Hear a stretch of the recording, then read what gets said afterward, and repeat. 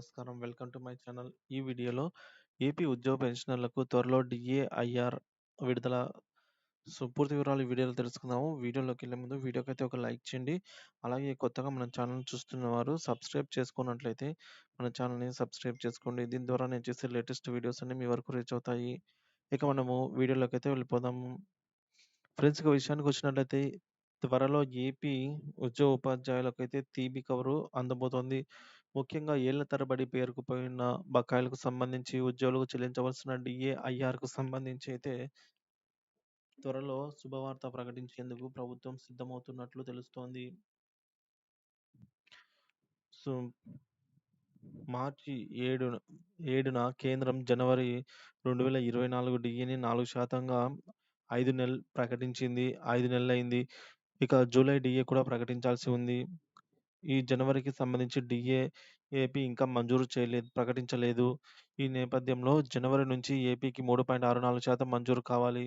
త్వరలోనే డీఏను ఏపీ ప్రభుత్వం ఆమోదించబోతుందనేది సమాచారము. విశేషం ఏంటంటే ఈ నెల 27న జరగబోయే పేపర్‌లెస్ క్యాబినెట్ సమావేశంలో ఈ నిర్ణయం తీసుకునే అవకాశం ఉన్నట్లు తెలుస్తోంది. ఇక క్యాబినెట్ భేటీలో మరో అంశంపై కూడా నిర్ణయం తీసుకునే అవకాశం ఉన్నట్లు చెప్తున్నారు. గత 14 నెలలుగా ఆమోదం పొందని మధ్యంతర భృతి ఐఆర్‌పై సీఎం నిర్ణయం తీసుకోవచ్చనైతే తెలిసింది. ముఖ్యంగా ఉద్యోగులు పెన్షన్‌లో డిమాండ్ చేస్తున్నటువంటి 30% కాకపోయినా కనీసం 20% ఐఆర్ ప్రకటించాలనైతే నిర్ణయం తీసుకోవచ్చని ఉద్యోగులు భావిస్తూ ఉన్నారు.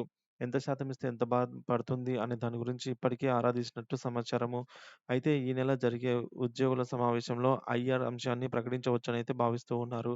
అయితే 30% ఇవ్వాలి అని కార్మిక సంఘాలు పట్టుబడుతున్నప్పటికీ సీఎం వాటిని ఒప్పించి 20% వరకు ప్రకటించవచ్చు అని వీలైనంత వరకు తగ్గించే ప్రయత్నమే చేయవచ్చనైతే భావిస్తూ ఉన్నారు.